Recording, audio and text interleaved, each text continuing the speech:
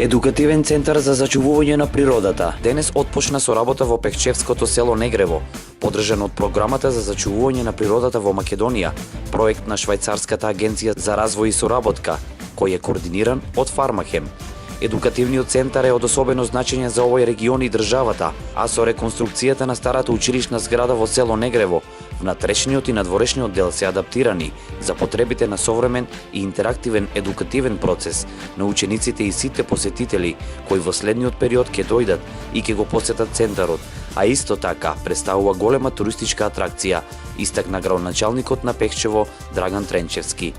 Ова за нас представува еден голем и значаен капитален проект, едукативен центар за зачување на природата, кој е од особено значење пред се за едукација на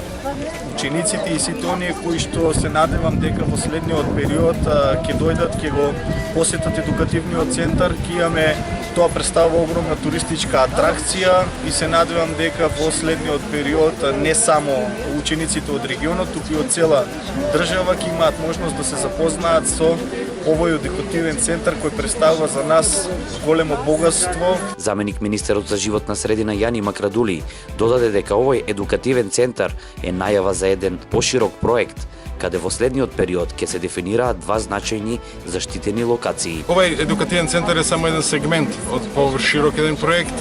каде што очекувам набрзо да се дефинираат две заштитени подрачја, Соколските планини и Ченгино кале. Она што е за мене најважно е дека ќе се развие една табу тема дека заштитените подрачја се стаклени зона во кои што никој не сме да стапне, туку напротив со развој на концептот на екосистемски услуги,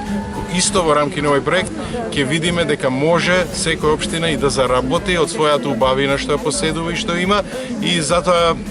сум горд што денеска сум дел од овој настан, а уште ќе бидам погорд кога ќе се отворат и другите заштитени подрачја дефинираат и кога навистина ќе покажеме дека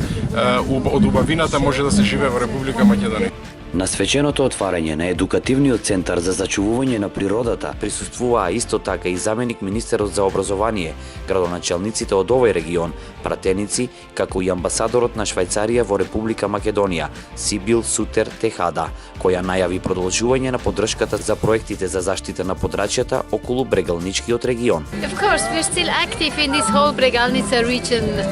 and will continue our support. Како швајцарска амбасада ќе продолжиме со нашата поддршка за ваквите и слични проекти во Брегалничкиот регион. Среќни сме за отварање на овој едукативен центар, што е мощне важно за идните генерации и млади луѓе, за да бидат добро едуцирани и заинтересирани за природата и нејзината заштита. Како што истакна заменик министерот за образование и наука Петар Атанасов, едукативниот центар за зачувување на природата во село Негрево во следниот период ќе биде корисен ресурс за основните и средните училишта, за спроведување на еднодневни екскурзии, како и за конференции, предавања и научни собири, што се однесуваат на природата, нејзиното зачувување и подобрување на односот на човекот кон природата. Прва задача во однос на регионот, каде што сум чест гостин изминатите години во Пешчево и околинава,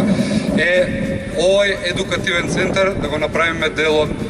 екскурзиите, каде што децата од цела Македонија ќе може да дојдат да работат и да ги видат овие убавини и да напредуваат со сите нивни игри и знаења што ќе ги стекнат. Отварањето на едукативниот центар за зачувување на природата во село Негрево ќе даде придонес за одржлив развој и интегрирано управување со природните ресурси, но исто така ќе има и економски придобивки за локалната самоуправа и населението. Инаку, програмата за зачувување на природата во Македонија е креирана со цел да и помогне на Република Македонија во зачувување на големата биолошка разновидност и природните екосистеми преку промоција на нивно одржливо користење и управување.